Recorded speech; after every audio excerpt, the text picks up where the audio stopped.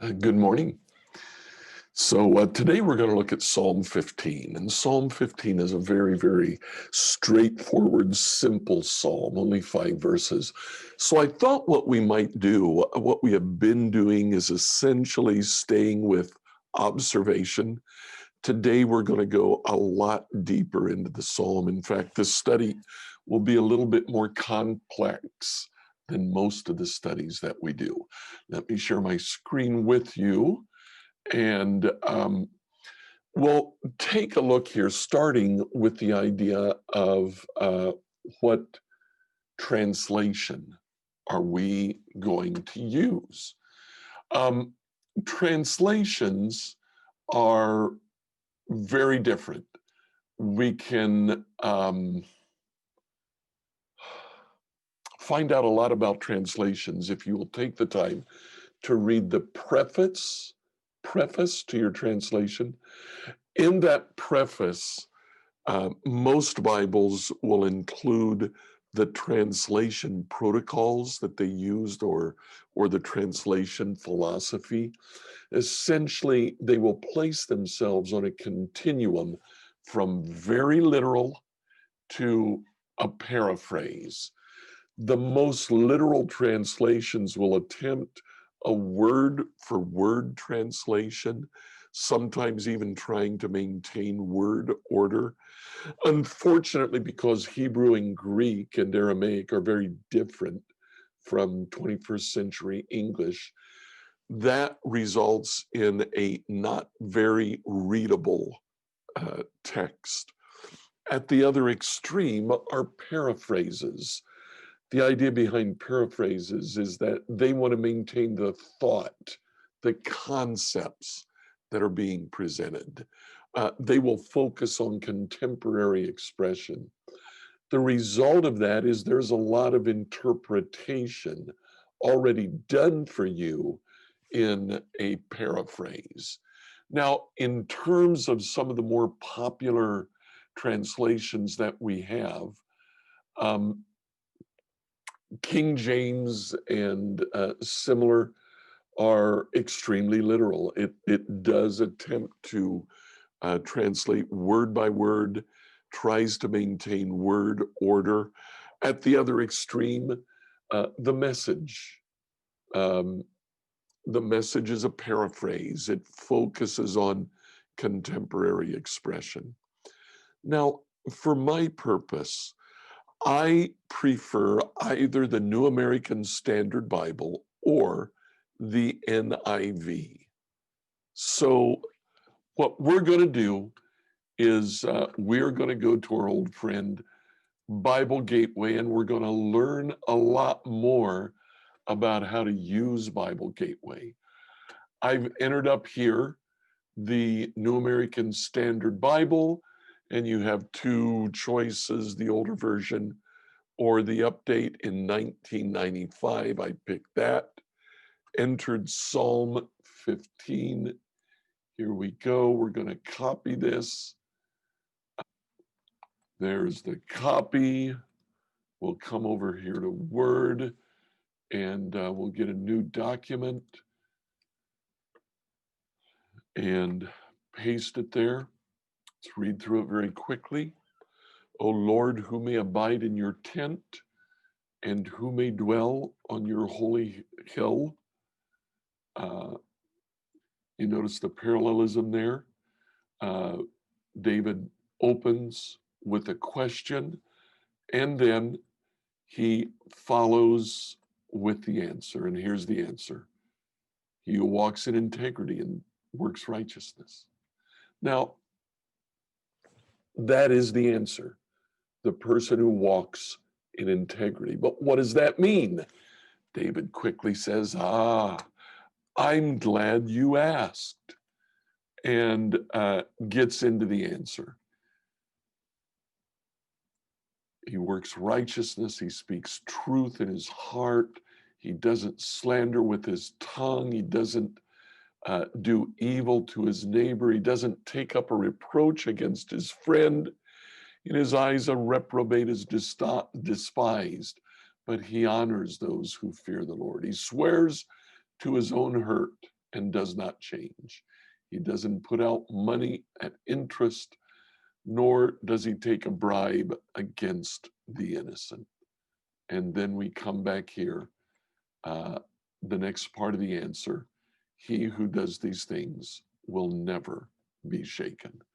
So there's the psalm, very easy, very simple to understand in terms of the relationships that we have. We have the questions up here in the front. Through parallelism, that question is repeated. We get the simple answer, which is he who walks with integrity. Actually, the rest of this is a detail of what it means to walk with integrity, work righteousness, speak truth, don't slander, don't do evil, don't take up reproach, despise reprobates, honor those who fear the Lord, swear and don't change, don't lend money at interest, don't take a bribe. And then a summary statement at the end, he who does these things will never be shaken. So let's come down here and begin to make our observations. The first thing that we're going to do is this. We're going to look at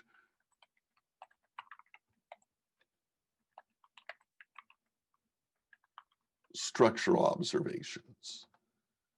And the first thing we note is the relationship of resolution. And that's expressed in question and answer. And the question is, who may abide in your tent?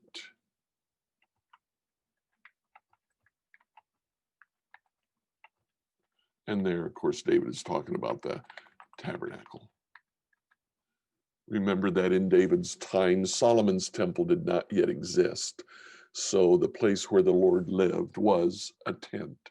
And then we get the answer, he who walks with integrity. The second relationship that we see is particularization. And we get a general declaration.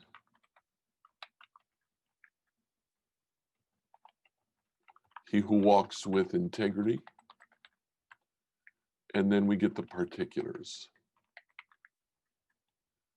And they are many.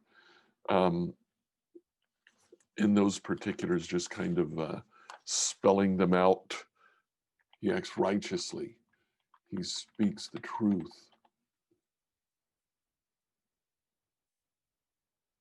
He doesn't slander. He doesn't do evil. He doesn't reproach a friend.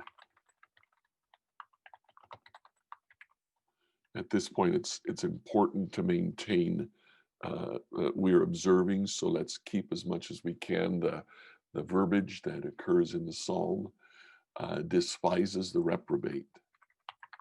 Later, we can ask questions like, what is a reprobate? What is reproach? He honors those who fear the Lord.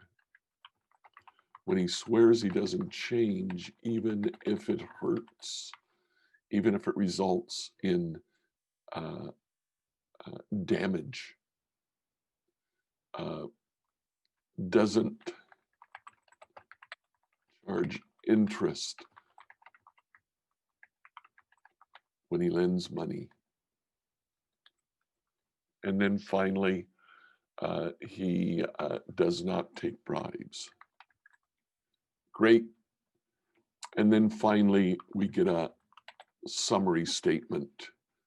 And that summary is, he who does these things will never be shaken.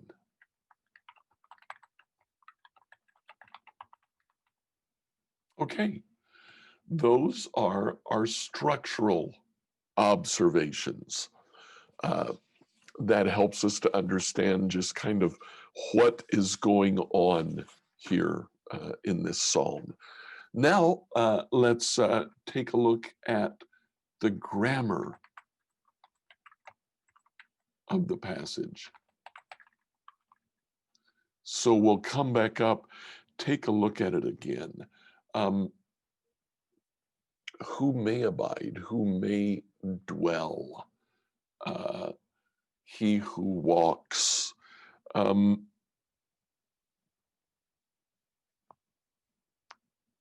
Abide and dwell in the question. They're synonymous verbs.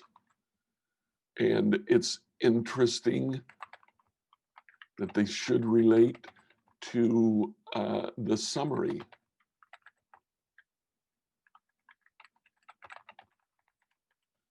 That they will not be shaken. Secondly, the immediate answer, the person who walks with integrity, works righteousness, speaks truth. Look at those three verbs. Walks, works, and speaks. Interesting that he doesn't just say the person who has integrity, the person who is righteous. These are action verbs. He walks with integrity. He works righteousness. They're action verbs instead of stative verbs. They talk about what the person does, not what the person is. We also notice that in the answer, verses 3 to 5, they exchange, they jump back and forth between negative and positive answers. Does not slander, does not do evil, does not take up reproach. He does despise the reprobate. He does honor those who fear. He does not change. He does not put out money. He does not take a bribe. He who does these things. So we're jumping back and forth between negatives and positives. Let's start thinking then about some of the questions that we want to ask. What do we want to find out? Let's ask, first of all, what does X mean? And first we saw dwell and abide. Okay? What does dwell and abide mean? It's always a good idea to get all of your questions down before you start trying to answer. So what does dwell, what does abide mean? Walk, work, and speak, those are pretty clear, but slander, let's ask the question, what does slander mean? We have does evil, takes up a reproach. That's not a common word. You'll notice that I'm using the more common, I'm jumping over the more common words, and we'll look up the words that are less common, like reproach, like reprobate. Honor those who swears to his own hurt, does not change, does not put out his money at interest. Let's just ask what interest means in this sense. Maybe we can find something. Doesn't take a bribe against the innocent. He does these things will never be shaken. So let's ask what shaken means. Now, um, let's start trying to answer these questions before we move on to the next set of questions, which is more about why does he use this term and not a different one? We need to know what the terms mean before we answer those questions. So we can come back here to Bible Gateway, and what we'll notice is that in some cases we have footnotes here. Notice here the word abide has a footnote. You click on that and it says sojourn. Very interesting. Now, if we come back up here and we type in the word abide, we will get in the New American Standard every time that the word abide occurs. If you click over here in this area, you see my cursor here, I just clicked on the book of Psalms, and what we find is all of the times in the book of Psalms that the word abide occurs in the New American Standard. The Lord abides forever. He's established his throne for judgment. Psalm 25, we're jumping over 15. His soul will abide in prosperity. Psalm 37, depart from evil and do good. You will abide forever. Psalm 61, 7, he will abide before God forever. Psalm 91, he who dwells in the shelter of the Most High will abide in the shadow of the Almighty. Psalm 102, you will abide forever, O Lord, your name to all generations. Psalm 113, he makes the barren woman abide in the house. And then finally, Psalm 125, he who cannot be moved, but abides forever. If you'll notice here, the word forever in the book of Psalms, 1, 2, 3, 4, 5 times. So there is a sense of permanence with these words. Dwell and abide, sojourn. They make reference to not just staying overnight, they make reference to living, to being there, to abiding for a long period of time. That's interesting. Now let's jump down here to the word shaken. We'll go back to Bible Gateway. Again, we'll look at Psalm 15, and looking down here, okay, there's no footnote for the word shaken. So let's just come up here and look up shaken and see what happens. Here again, in the Old Testament over here, the book of Psalms, Psalm 13, my adversaries will rejoice when I am shaken. Psalm 16:8, I've set the Lord continually before me because he's at my right hand. I will not be shaken. Psalm 18, the mountains were shaken. Psalm 21, the Most High, the King trusts in the Lord. Through the loving kindness of the Most High, he will not be shaken. Psalm 55, God will never allow the righteous to be shaken. Psalm 62, he's my rock and my salvation. I shall not be greatly shaken. Psalm 62, the Lord is my rock, my salvation, my stronghold. I will not be shaken. Psalm 82, all the foundations of the earth are shaken. Psalm 109, I am passing like a shadow when it lengthens. I'm shaken off like the locusts. And then Psalm 112, he will never be shaken. The righteous will be remembered forever. So coming back to Psalm 15, being shaken,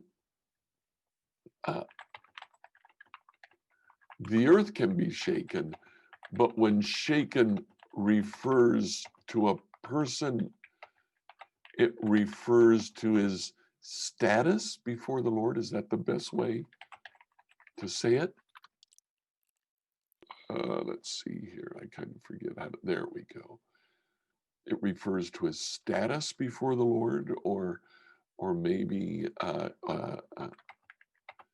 his status, or his it refers to his status before, or his connection with the Lord. Now, if we understand it in that term, then it makes sense why he will not be shaken describes or further explains the abiding that we get above.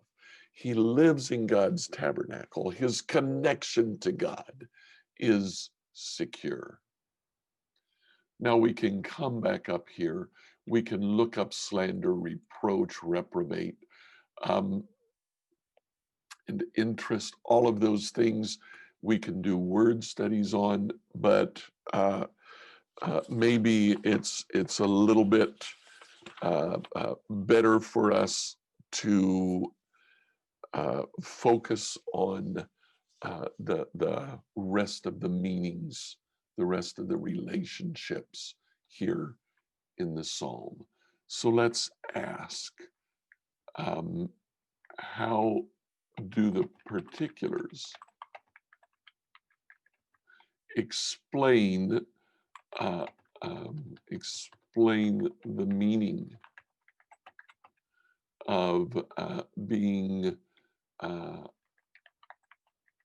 person of integrity? First thing that we notice is that in the particulars, he works righteousness, speaks truth, doesn't slander, doesn't do evil, doesn't reproach, he despises the reprobate, honors those who fears God, swears, and when he swears, he doesn't change, doesn't loan money at interest, and doesn't bribe the innocent. All of these are things that are done with other people. Each particular explains our relationship with other individuals.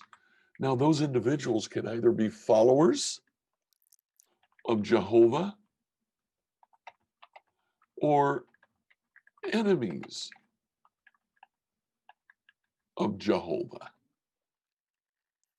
We notice also that some of them are spoken things, speaks truth, doesn't slander. It can be active, and it can be attitude. So we get three spheres that the psalmist talks about: what we say about our neighbors and our enemies, what we do to our neighbors and our enemies, and then finally, what's in our heart, what we feel about our neighbors and our enemies. The person with integrity is honorable in all of these areas. Now we also notice, why does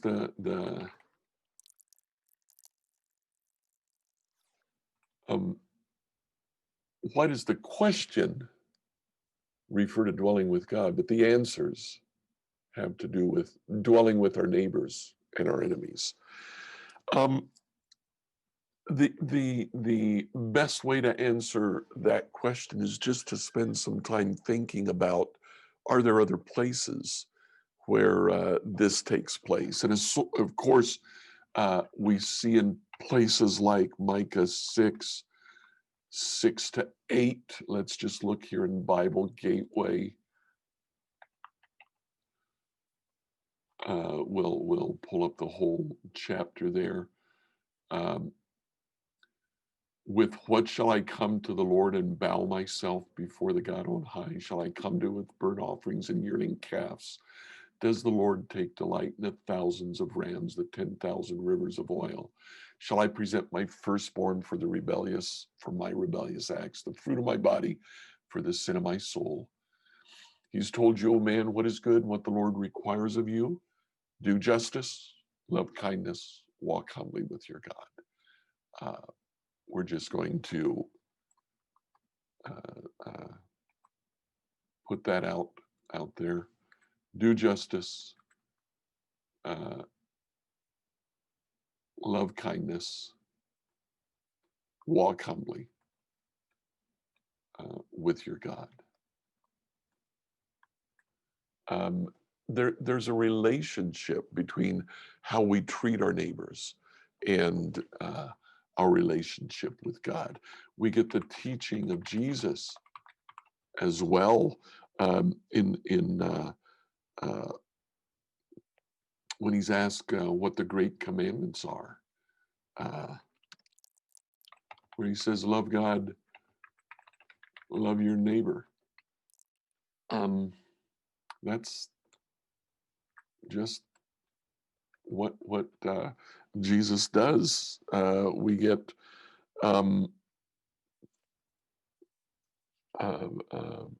James, where he talks about faith with works. Actually, what he says is faith produces works. So James goes a little bit deeper and says that when we love God, he makes changes in us. Part of those changes is we begin to love our neighbor. Okay. I think that's probably, we could continue on and go deeper yet, but I think what we have here is deep enough for us to really kind of see a little bit of how to go deeper with a particular passage, how to make further observations, how to ask questions, then look to the scripture to find answers to those questions. I hope you've enjoyed this. I've enjoyed doing it. If you want to go a little bit deeper, you can go to the playlist, How to Study the Bible, the playlist on YouTube, How to Study the Bible. And there are resources there that will help you dig just a little bit deeper into the scriptures that we're looking at.